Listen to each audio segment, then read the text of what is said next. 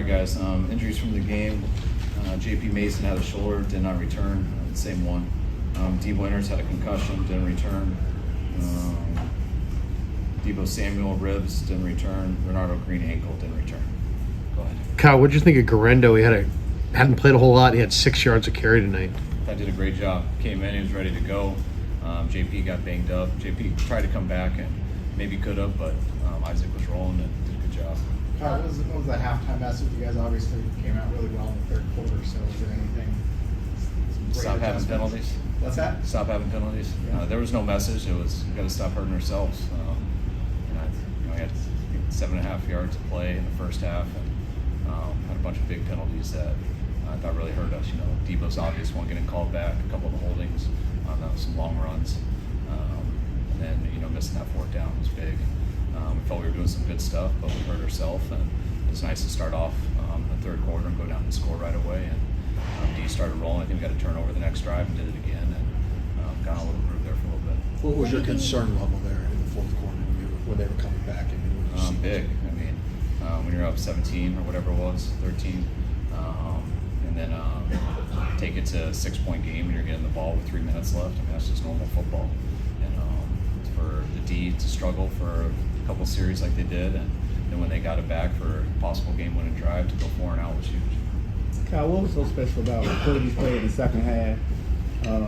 And do you think this is a sign of things to come after the bye? Yeah, I do. I mean, I think it was a gut check for him. I mean, for all of us, things in the first half, we were close, but it didn't go great. Brock, there was a couple plays I know he'd love to have back, and I thought he came out in the second half, and there's a few plays that weren't there, and he did a hell of a job extending with his feet. The one in particular, trying to throw a screen at Debo, and the DN peeled with it, which means you have no play, and he just ran and turned it into a 16-yarder.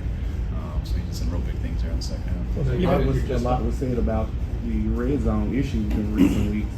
And of course, the 49ers came out with a lot of poise on those drives and scored 24 unanswered points. Talk about how they were able to solve those red zone issues. It was just one game.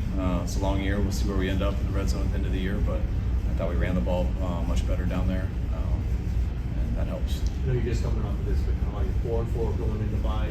Can you assess how these first 8 games have gone and what you see coming up in the second half? I can maybe do that for you tomorrow. I'm just thinking about this game right now, but I'm glad, you always go into a season, you expect to win it all.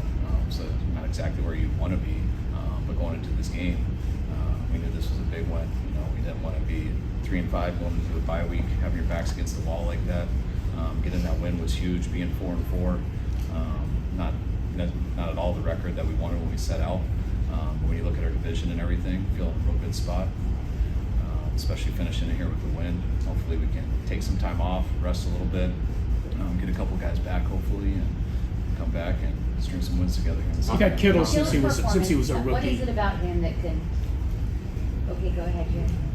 You've had Kittle since he was a rookie. Have you?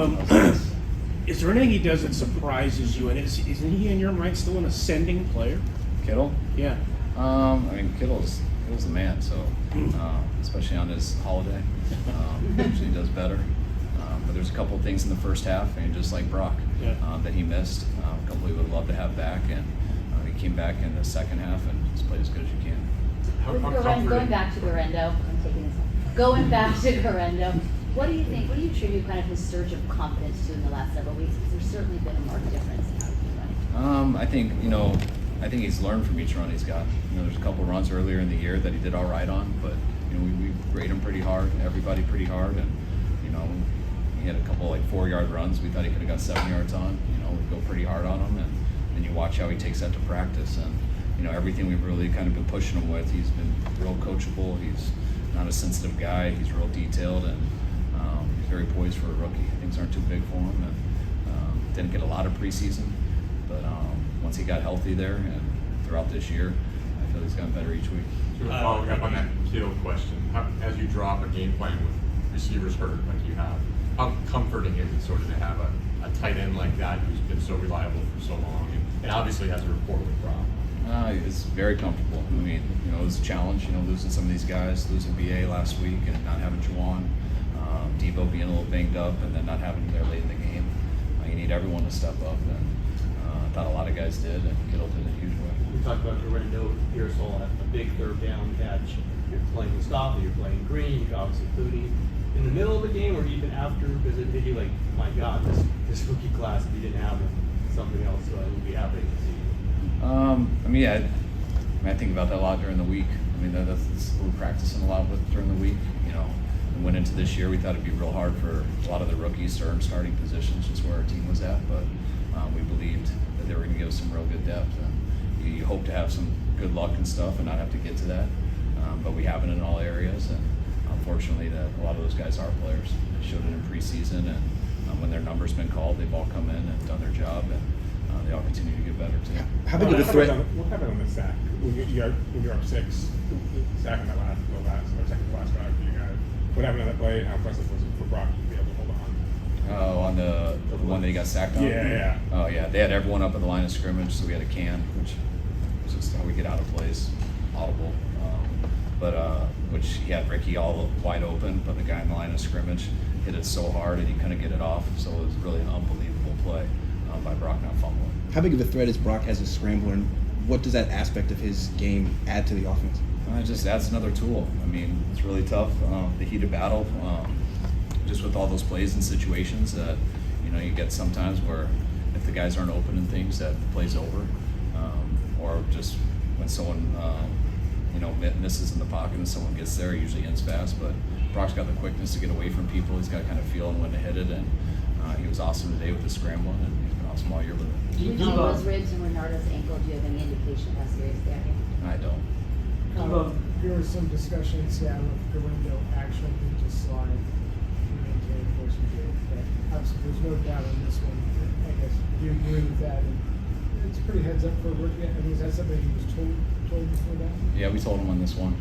No credit. But he listened at least. It's hard to turn that down when you're running in, and I'm glad he did it for the second time. But this one was much better. Debo obviously had a big role in this game. When did you know that he could handle a big role in what he might do? I mean, watching him it wasn't necessarily the big. I didn't really know he could have a big role until really talking to him Saturday. But the fact he was able to come out and practice some on Thursday, and do some back-to-back plays and stuff, just seeing how it was. And when you hear that stuff at the beginning of the week and pneumonia and things like that, it's my mind is kind of ruled out. But when they started working him out on Tuesday and said he had a chance, and that he got through practice to a degree on Thursday, and by the time Saturday came, he said he was feeling great, and we still rotated him a lot and stuff, but we want to get the ball in his hands. Kyle, what was your message to the team going into the bye week? That'll probably be tomorrow. Going into the bye week will be Monday and Tuesday. I'll have a message for him, but I haven't thought of it yet. Get rest and come back ready to go. Well, Coach, just curious. He asked about the halftime speech.